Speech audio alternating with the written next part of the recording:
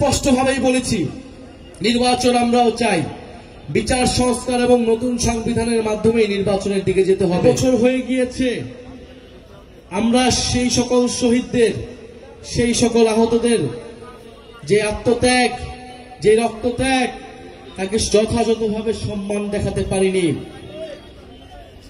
এই গণ অভ্যুত্থানের পরে আমাদের স্বপ্ন ছিল যে যারা এই গণ অভ্যুত্থানে অংশগ্রহণ করেছে, দল মত নির্বিশেষে আমরা এই দেশটাকে নতুনভাবে গড়ে তুলব।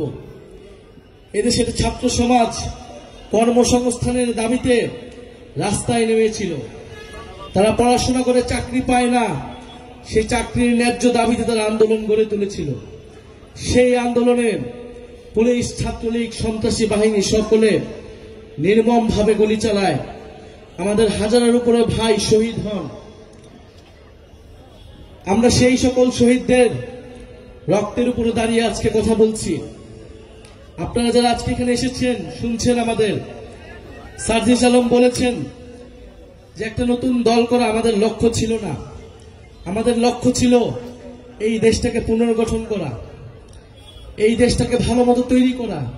বিদ্যমান যে রাজনৈতিক দলগুলো ছিল, যদি তাদের নেতৃত্বে দেশ পুনর্গঠন হওয়া সম্ভব হইতো, তাহলে হয়তো আমাদের দল করার প্রয়োজনই হইতো না। কিন্তু আমরা আস্থা রাখতে পারি নাই। আমরা গণ অভ্যুত্থানের পরে 7 মাস 8 মাস দেখেছি দেশের রাজনৈতিক যে দলগুলো রয়েছিল তারা কিভাবে ক্ষমতার জন্য, আসন ভাগ বাটোয়ারার জন্য ব্যস্ত হয়ে গিয়েছিল। একটা গণ অভ্যুত্থানকে তারা গণ অভ্যুত্থান হিসেবেই স্বীকার করতে চায় না। তারা মনে করে শুধু ক্ষমতার পরিবর্তনের জন্যই এই গণ অভ্যুত্থান হয়েছিল। কিন্তু আমরা মনে করি যে দেশ পুনর্গঠনের জন্য, একটি সমৃদ্ধ বৈষম্যহীন গণতান্ত্রিক বাংলাদেশের জন্য এই গণ অভ্যুত্থান হয়েছিল। আপনার সন্তান, আমাদের ভাইরা রাজপথে নেমে এসেছিল সেই নতুন দেশ গড়ার জন্যে। 1 বছরে যখন আমরা পাইনি সেই আমাদের আকাঙ্ক্ষিত বাংলাদেশ, সেই আমাদের প্রত্যাশিত বাংলাদেশ, ফলে আমরা রাস্তায় নেমেছি। আবার আমরা আপনাদের কাছে যাচ্ছি, আপনাদের এলাকায় যাচ্ছি, আপনাদের দরজায় যাচ্ছি। আমরা বলছি, আমরা সেই তরুণরা যারা গণ অভ্যুত্থান করেছিলাম, আমরা সেই তরুণেরা যারা ফ্যাসিবাদের বিরুদ্ধে নিজের বুক চিতিয়ে লড়াই করেছিলাম, আমরা সেই তরুণেরা যারা আবার এসেছি আপনার কাছে, আবার এসেছি নতুন দেশ গড়ার আহ্বান নিয়ে। আমরা সেই তরুণেরা যারা কখনো আপোষ করিনি, যারা কখনো লোভ করিনি। আমরা সর্বদা দেশের মানুষের জন্য, আপনার অধিকারের জন্য আমরা কাজ করেছি। আমরা সামনেও কাজ করে যেতে চাই।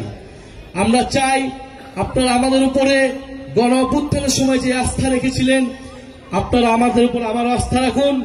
গত 54 বছরের বাংলাদেশ আমরা দেখেছি, গত 16 বছরের ফ্যাসিস্ট সময়ের বাংলাদেশ আমরা দেখেছি। আপনারা সকল রাজনৈতিক দলকে আপনাদের দেখা হয়েছে। এই নতুন তরুণ নেতৃত্ব, বিকল্প নেতৃত্ব তৈরি হয়েছে যারা আপনার কথা বলতে চায়, বাংলাদেশকে বিশ্বের বুকে শক্তিশালী রাষ্ট্র হিসেবে গড়ে তুলতে চায়। এখন আপনাদের সামনে সুযোগ এসেছে নতুন একটি শক্তির উত্থান ঘটাতে। আমরা চাই আপনারা আমরা মিলে ঐক্যবদ্ধভাবে এই দেশটাকে গড়ে তুলব। গত 16 বছরের যেই ফ্যাসিজম, যেই স্বৈরাচার, আমরা চাই আগামীর বাংলাদেশে নতুন করে কোনো স্বৈরাচার যাতে না হতে পারে। আগামীর বাংলাদেশে আপনার আমার কথা বলার অধিকার থাকবে, আপনার আবার ভাত কাপড়ের অধিকার থাকবে।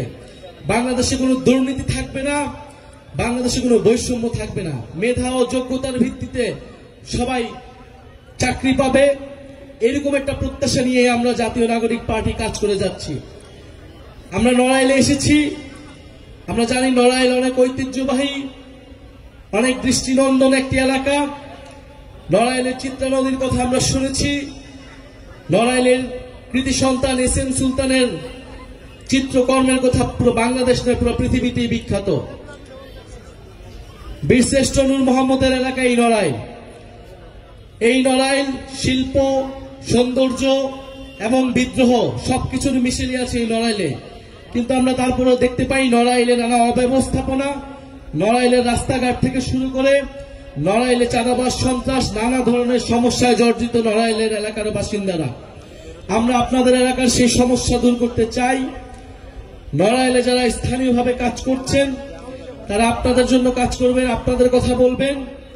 ইনশাআল্লাহ আপনারা যদি আস্থা রাখেন, আমরা আপনাদের জন্য, পুরো বাংলাদেশের সাধারণ মানুষের জন্য কাজ করব।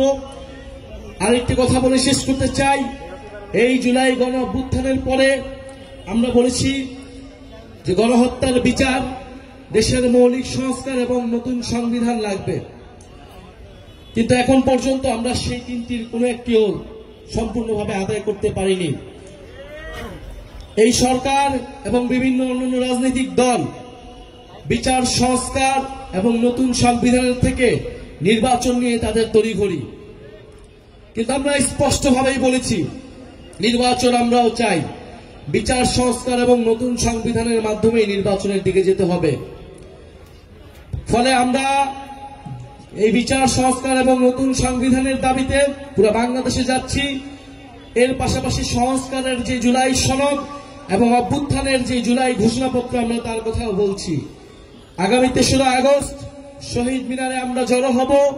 আমাদের যেই দাবি, জুলাই ঘোষণাপত্র এবং জুলাই সনদের জন্য আপনাদের প্রতি আহ্বান থাকবে, আপনাদেরকে আমরা দাওয়াত দিয়ে যাচ্ছি।